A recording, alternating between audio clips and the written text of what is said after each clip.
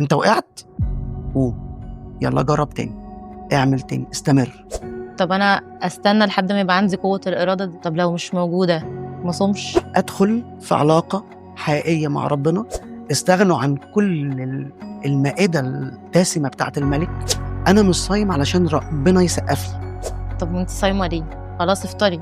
جسم خفيف فروح تشد نفسها شوية فتبقى مركزة اكتر، فنبقى مصحصحين اكتر، طلع الصوم افيد. ازيكم يا شباب، عاملين ايه؟ دي حلقة جديدة من بودكاست ما وراء اكسودس. النهاردة معانا مستر أمير، خادم في اجتماع اكسودس للخريجين في كنيسة ماريرس مشاهد التحرير. ازيك يا مستر أمير؟ اهلا بيك، ازيك يا عامل باسي؟ ايه؟ طيب احنا دلوقتي وصلنا خلاص لنص الصوم، وفي ناس كتير بصراحة ما صامتش لحد دلوقتي، وفي ناس كانت بتقول انه لا، طب ما المسيح صام 40 يوم، فانا ليه اصوم 55؟ فبيفوتوا اسبوع الاستعداد. فازاي ان احنا نصوم، او يعني تقول لهم ايه ان هم لحد دلوقتي ما صاموش؟ هو قبل ما نتكلم عن الصوم، او يعني قبل ما نقول ليه ما صمناش او صمنا ولا لا، اوكي. تعالوا نتعرف على الصوم الاول، نقول ايه هو الصوم. منطقي. وعلشان نعرف ايه هو الصوم، مم. تعالوا نعرف ايه اللي مش صوم. اوكي. ففي كده جزء في اشعياء 58 من ايه 3 ممكن نقراه سوا مم. ونشوف ايه اللي مش صوم. ربنا قال لهم ايه انتوا بتصوموا ازاي؟ فبيقول ايه؟ من ايه 3 بيقول يقولون لماذا صمنا ولم تنظر، ذللنا انفسنا ولم تلاحظ. بيكلموا ربنا، احنا صمنا وما فيش حاجه حصلت واحنا زي ما احنا. فايه؟ فبيقول لهم، هو بيقول لهم ايه بقى؟ ها انكم في يوم صومكم توجدون مسرة وبكل اشتغالكم تسخرون. يعني انتوا لسه عايشين في الصوم حياتكم الطبيعية. يعني ايه؟ هو انا لما اصوم يعني ما بقاش بحياتي طبيعية؟ لا، بس الحاجات اللي انت متعود تعملها اللي ممكن تكون بتضيع منك شوية اهداف، مم. هي دي لازم تقل شوية. فهو اوكي. بيقول لهم طب انتوا غيرتوا ايه؟ غيرتوا بس الاكل، مش هو ده الهدف. مم. عاداتكم زي ما هي، وبالعكس شغلكم كمان زي ما هو. طب يعني ما اروحش الشغل؟ لا، بس لازم تدي. هو عايز يقول لهم ادوني وقتي علشان انت جسمك وروحك تبتدي كمان يبقى ليها طباع مختلف وشكل مختلف، مش شكل مظهري بس لكن من جوه في تغيير. مم. نكمل اللي بيقوله.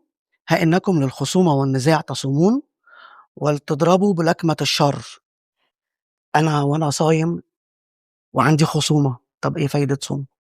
اوكي. ف فبيقول قال عشان كده انتوا ما لاحظتوش تغيير، ما حصلش حاجه تغيير جواكم. مم. فلما ما حصلش تغيير جواكم، انتوا حسيتوا ان ما فيش تقدم، زي ما دخلتوا الصوم زي ما طلعتوا من الصوم، لو مش حاسين بفرق مش يبقى ايه حاسين ده؟ بحاجه خالص. مم. فده اللي مش صوم. اوكي. لكن ايه هو الصوم بقى؟ نمشي كده كام ايه.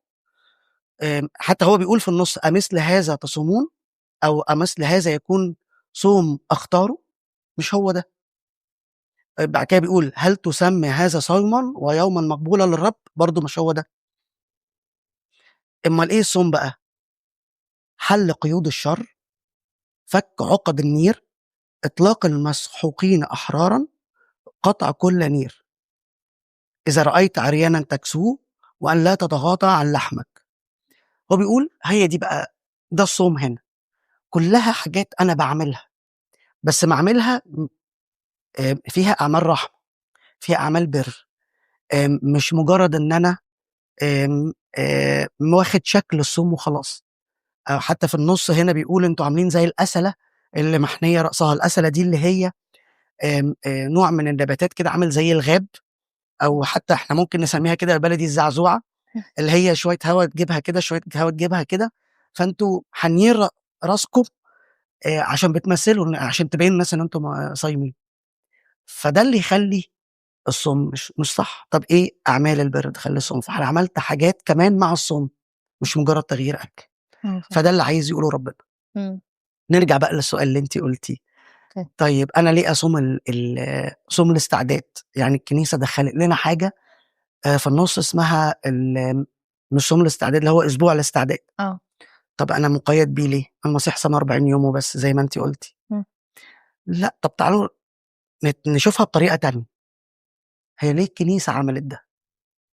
خلّونا نبُص على الكنيسة الأول، الكنيسة هي أم عايزة ولادها يبقوا جامدين، كويسين، فيهم صفات آمم تنفع فعلًا نقول عليهم ولاد المسيح، إمم. وهي أمنا والمسيح الرأس، مش كده؟ الكتاب علّمنا كده. إمم. طيب الأم دي عايزة ولادها يبقى شكلهم إيه؟ أقويا، القوة دي هتيجي منين؟ لازم يعملوا حاجات تخلّيهم أقويا. إمم. طيب أنا الصوم هيقويني؟ آمم هي ما بتصدّق الكنيسة ما بتصدّق تلاقي صوم أو توجد صوم عشان تدخّلني فيه، عشان عارفة إن الصوم ده لمصلحتي، بس مش الصوم وبس، تقول لي لأ، مع الصوم لازم تحضر قداسات، ولازم يبقى في صلاة، واعمل أعمال مختلفة، وخلّي الحاجات اللي أنت بتحبها أوي استغنى عنها شويتين، لو متعوّد تقعد على الموبايل كتير قلّل، سوشيال ميديا قلّل، في تجمُّعات كتير في أوقات مختلفة وكده أهو، قلّل شوية، ليه؟ عشان تبقى مركّز. حاجات تانية بتسند مع الصوم.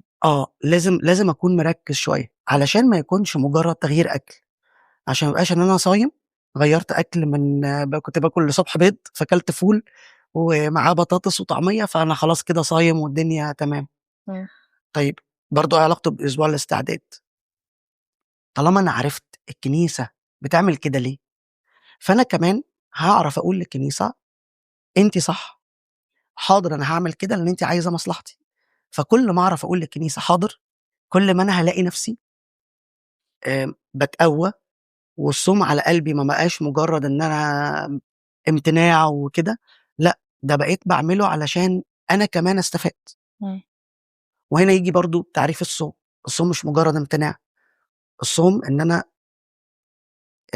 أدخل في علاقة حقيقية مع ربنا، عن طريق إن أخلّي جسدي يبقى هادي شوية، مش متعوّد على الأكل الكتير، نوع معيّن من الأكل بابتدي أستغنى عنه، الحاجات اللي باحبها في الأكل يعني مثلًا أقول إيه، أنا باحب الشوكولاتة مثلًا، فأجيب بقى شوكولاتة صيامي. أيوه. استفدت إيه؟ منطقي جدًا. ما استفدتش حاجة، ما أنا برضه باحب الشوكولاتة، إمم. لأ، طب ما أنا يعني أحرم نفسي بقى وتزمُت أنت كده يعني متزمت، لأ بالعكس، أنا كده بادرّب جسمي، باخلّيه يتدرّب إن هو ما يروحش لكل حاجة هو حاببها، أوكي، أنا بس. فاهمة كل ده، بس الموضوع بيبقى صعب أوي.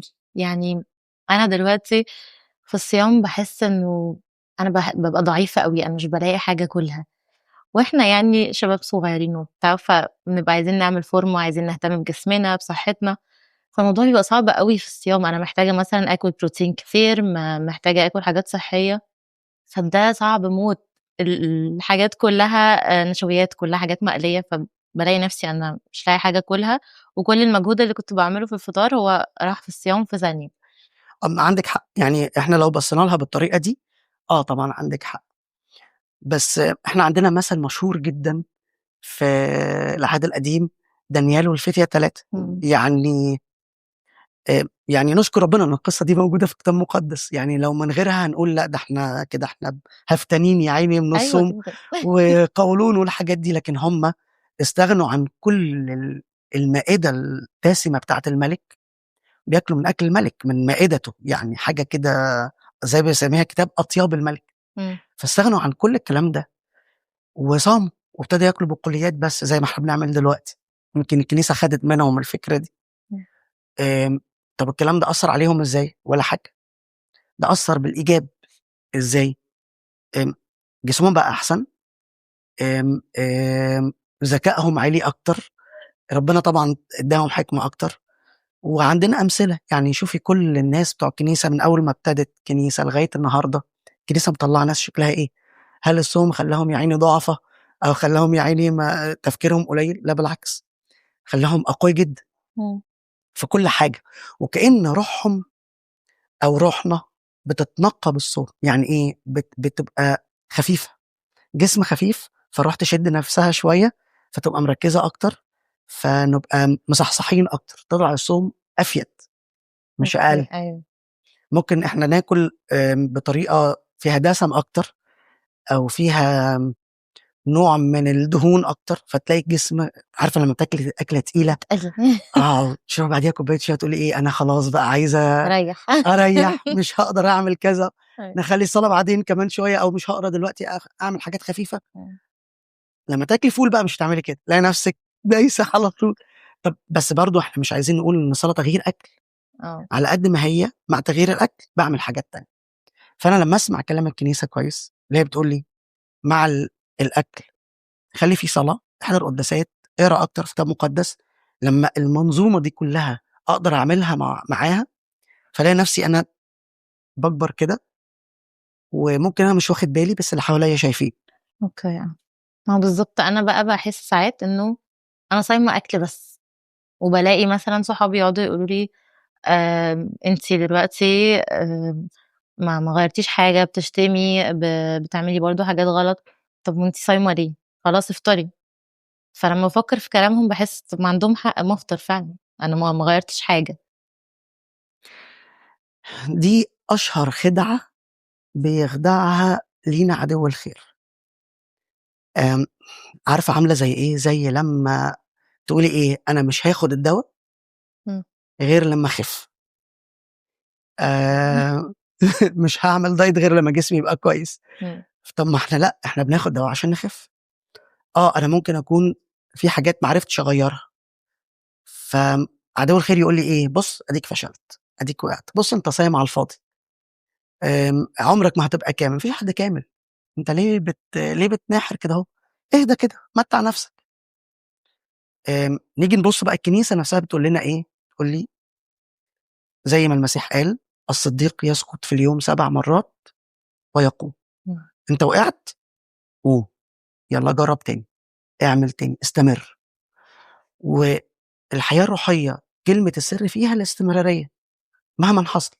هاقع مرّة و2 و3 و10، بس طول ما أنا باقول أقوم الآن، فهنا هنا النُصرة بقى. يمكن عشان بابقى مستنية تغيير دلوقتي، ما هي عايزة تغيير بسرعة. ما حدش بيتغيّر في ساعتها. إمم.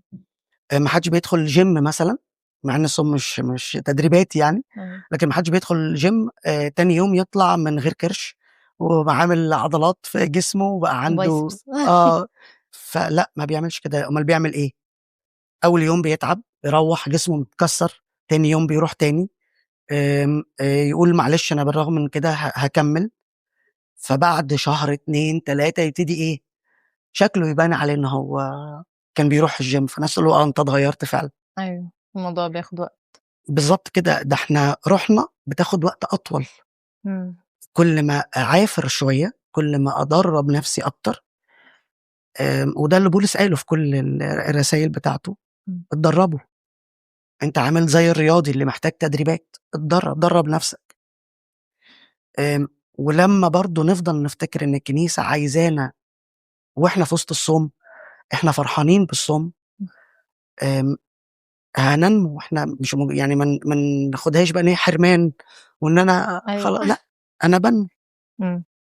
طيب بما إنك كنت بتتكلم على الصوم اللي ربنا يختاره، لو أنا ماما دلوقتي صامت، فخلاص هي ما بتعملش غير أكل صيامي، فأنا خلاص بالطبيعي أنا باروّح ألاقي الأكل الصيامي هو اللي موجود فباكله، مش عشان أنا مختارة إن أنا أصوم، فده كده شكل من أشكال الصوم اللي ربنا يختاره، والّا أنا كده أعتبر مش صايمة؟ السؤال ده حلو. ساعات الظروف بتخلّيني كإني صايم، ما يعني بالضبط. ممكن يكون مش ماما بس البادجت معايا قليل، فهاضطر آكل فول الصبح بدل ما أجيب أكل مختلف. إمم. فلأ طبعًا، لأن الهدف مش موجود، إمم. أنا كده غيّرت أكل بس. أوكي. مع إن ممكن أقول إن دي فرصة، يالّا البيت غيّر طريقة الأكل، فأنا هاكل معاهم. طيب يعني آكل من غير هدف؟ طب ما أنا آكل أكل صيامي وأنا باحقق الهدف اللي أنا عايزه. أتشجّع بالوصفة. فهي بتعمل كده، البيت عمل كده، ادّاني الفرصة دي، طب ما أنا أستغلها بقى. إمم. يعني حرام إن أنا أبقى صايم وأقول ياه الأكل اتغيّر وأنا ما عملتش حاجة، يعني أنا في الآخر ما فيش حاجة اتغيّرت جوايا. آه. يالّا دي فرصة. طب في بيوت تانية بالاقي مثلًا سُفرة طويلة عريضة فيها أصناف أيوه، كتير وحاجات تانية، أيوه، فبالاقي مثلًا جبنة صيامي، كفتة أيوه. صيامي، فراخ صيامي، فده برضه شكل من أشكال الصوم اللي ربنا يختاره، والّا أنا كده بابقى يعني عاملة نفسي صايمة؟ السر في الصوم زي ما إحنا قُلنا في الأول، إن أنا باحرم نفسي من الحاجات اللي باحبها. آه. طب أنا لو كلت زي ما باطلّع دلوقتي لانشون صيامي، إمم. أنا غيّرت إيه؟ ما حرمتش نفسي، جسمي ما اتمرّنش إن هو يمتنع عن الحاجات اللي بيحبها، إمم. فبالتالي لأ، أنا ما عملتش حاجة، أنا بس غيّرت طريقة الأكل بدل ما هو جوّاه أكل كده أهو أكلت رز بلبن، بس اللبن صيامي لبن جوز هند. بجوز هند إمم. لسه باستمتع بالأكل. إمم. طيب أنا مش عايز أعمل كده، ليه؟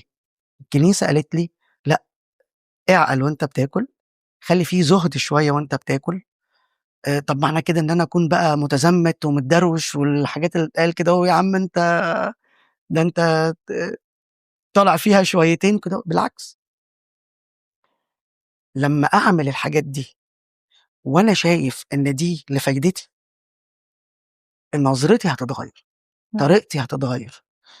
آمم، كان في حد من الأساقفة يعني كان دايمًا لمّا حد يبقى قدّامه أكل أو حاجة أو يعني حد يعزمه في حاجة، إمم. يقول حطّوا صنف واحد بس، أوكي. صنف واحد هو اللي هاكله، تحطّوا كتير طب ما أنا باكل ده اللي باحبه وده اللي باحبه وده اللي باحبه، خلاص ما بقاش في بس يعني سامحني أنا باحس شوية الحاجات دي بتسهّل الصيام شوية، يعني لو حد مش عارف يصوم خالص، فدي حاجة اللي هو تشجّعه شوية إنه يعني طعمها مش بشع.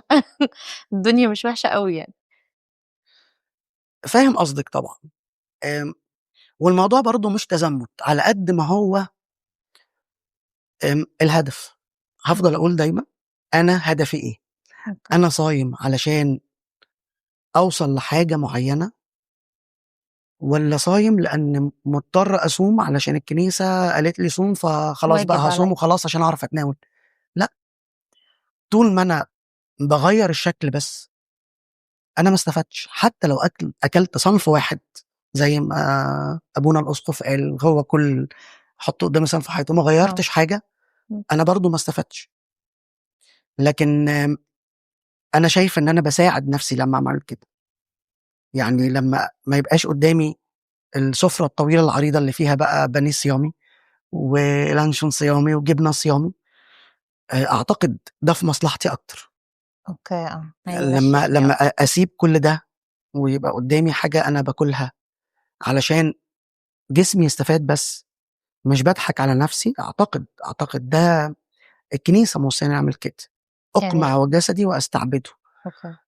هنا بقى ييجي الله طب ما أنت بتقول أقمع أهو يعني إحنا بنذل نفسنا، لأ، أنا الكنيسة بتعلمني إزاي أسيطر على شهوتي، إمم. أسيطر على احتياجاتي، أبقى أخلّي احتياجاتي للminimum مش على طول هي أبقى جاري ناحية إن أنا ألبّي احتياجاتي وبس. إمم. يعني قصدك إنه لو الموضوع مش من جوايا وأنا عارف إن أنا صايم عشان هدف، يبقى أنا كده مش آه، يعني بالضبط مش زي ما صوم أنتِ مقبول. بتقولي، عندِك حق. أوكي. طَب أنا خلاص دلوقتي خدت قرار الصوم وصُمت، بس بالاقي بقى كل الcommunities حواليّا ما فيش حد صايم، باروح الشغل ما حدش صايم، في البيت مش صايمين، صحابي مش صايمين، فأنا باحس إنه الموضوع صعب أوي عليّا، يعني ما فيش أي حاجة تشجعني إن أنا أفضل مكمّل في الصيام، فأعمل إيه؟ هو طبعًا لو أنا صايم في وسط مجموعة صايمة، فأسهل بكتير، إمم. بس برضه نرجع تاني، هو أنا صايم ليه؟ إمم. من ضمن الحاجات المهمة اللي لازم أعرفها أنا صايم ليه، أنا مش صايم علشان ربنا يسقّف لي، يعني صح. مش باصوم علشان ربنا يبُص ده جميل، ده برافو عليك، وصُمت لغاية الساعة 15:00 النهارده فأنت يفضل بقى مبسوط بيّا، لأ، ربنا مش ماسك لي ساعة، ومش بيشوف أنا صُمت لغاية 15:00 والّا 14:30 والّا الساعة 13:00 والّا كام، ومش هيفرح لمّا أصوم أكتر، عدد ساعات انقطاع أكتر أو كده، لأ، لأن الصوم في حد ذاته الهدف منه إن أنا لمّا أنقطع عن الحاجات اللي باحبها دي، فيبقى الاتحاد بالمسيح أسهل ومستمر. فأنا لو عملت كده أيًا كان المجموعة اللي أنا في وسطها سواء في الشغل أو في الكنيسة أو في الأصحاب برّه أو كده، أيًا كان المجموعة دي مش هاخد بالي إن أنا مختلف، إن أنا باكل غيرهم، ومش هيتضايق إن هم طلبوا مش عارف أكل شكله إيه، فأنا طالب أكل مختلف، مش هاخد بالي ليه؟ عشان أنا حابب ده، عشان أنا عارف أنا عايز من ده إيه، إمم. أنا باقدّم حاجة عشان أنا باحب بابا يسوع مش أكتر. عشان أحبه أكتر، إمم. عشان أتحد بيه، فلمّا أتحد بيه هيبقى في حاجة تانية خالص، طعم تاني خالص، إمم. الأكل ده مجرد أكل. أنا لمّا باسأل إنه أعمل إيه عشان أصوم أو إزاي إن أنا أصوم، الناس دايمًا بتقول عايزين يبقى في قوة إرادة، فباحسّها كلمة تقيلة أوي، وإنه طَب أنا أستنى لحد ما يبقى عندي قوة الإرادة دي، طَب لو مش موجودة ما أصومش؟ يعني أنا دلوقتي أستنى تبقى موجودة عشان أصوم، والّا أصوم عشان أصلًا أنمّي قوة الإرادة دي؟ هو الصوم في حد ذاته هو تقوية للإرادة، أوكي.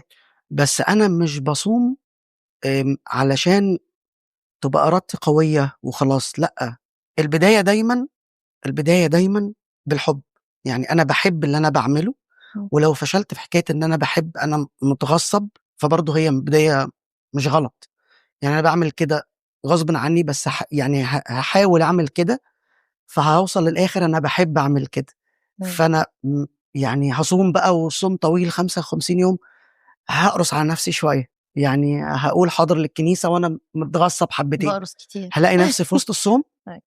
آمم، لأ، أنا اتعودت على كده، فحابب إني أعمل كده، وده بنكتشف إن إرادتي هي ماشية مع إرادة الكنيسة، وماشية مع مشيئة ربنا، فأنا ماشي في السكة الصح، فييجي عليَّ حتى ممكن يوم العيد ألاقي نفسي أنا فرحان، في ناس ما بتحسش بكده، تحس إن هي خرجت في ناس تحس إن هي خرجت من الصوم ما استفادتش حاجة، والعيد جه عليها وهي عادي، مش حاسة يعني بحاجة. مش حاسة بحاجة، ليه؟ لأن هي أساسًا شايفة الصوم بطريقة مختلفة، إمم. بطريقة اللي هي أنا يا عيني محروم، إمتى الصوم يخلص بقى، إمتى آكل الأكل اللي باحبه، لكن ما بصيتش بالطريقة دي، لو بصيت بعينين مختلفة تلاقي كل حاجة اتغيرت، إمم. هتلاقي نفسي أنا باصوم وأنا مبسوط بالصوم، وأنا مستمتع بالصلاة وأنا صايم، ومستمتع بطريقة كمان الطقس الجديد الكنيسة عاملاه، اللي مش سنوي، طقس الصوم، إمم. والصوم الكبير كمان ليه ألحان مختلفة أيوه. فأنا مستمتع بيها، عمّال باخد وفي قرايات بقى كمان معاها، حاجات بتيجي مرّة في السنة. فإيه ده كمان في نبوات بتتقري، طب النبوات دي بتبقى بتقول إيه وأربطها إزاي؟ فتلاقي كده إيه، الحواس بقت مركّزة، آه. فالإرادة بقت أقوى، فبقيت مركّز وعندي إرادة، ولمّا ييجي العيد أبقى فرحان إن أنا عملت كده، قدرت ولمّا تيجي أكمّل. الخماسين بقى، أنا مش فرحان بالأكل اللي رجعت له تاني، لأ أنا فرحان إن أنا هاكمّل بالطريقة دي، بس من غير الأكل ده أكل فطاري دخل، بس أنا كمان الشطارة بقى إن أنا أكمّل اللي أنا كنت باعمله علاقتي بربنا تفضل ثابتة. بالضبط كده، إمم. الخماسين مش رحرحة، أيوه. لأ ده هي أنا باكمّل حياتي، فتبقى حياتنا كلّها فيها العلاقة دي، فالاقي نفسي في الآخر الإرادة هي المنتصرة. إحنا بنشكرك جدًا يا مستر أمير، تعبناك معانا. لأ ده أنا اللي مبسوط إني كنت معاكم النهارده، إحنا كمان مبسوطين أوي إن أنت كنت معانا. شكرًا. نشوفكم الأسبوع الجاي في حلقة جديدة من بودكاست ما وراء إكسودوس، ما تنسوش تعملوا لايك وشير وسبسكرايب، ولو عندكم أي أسئلة أو مواضيع محتاجين نتكلم فيها اكتبوا لنا في الكومنتس. باي.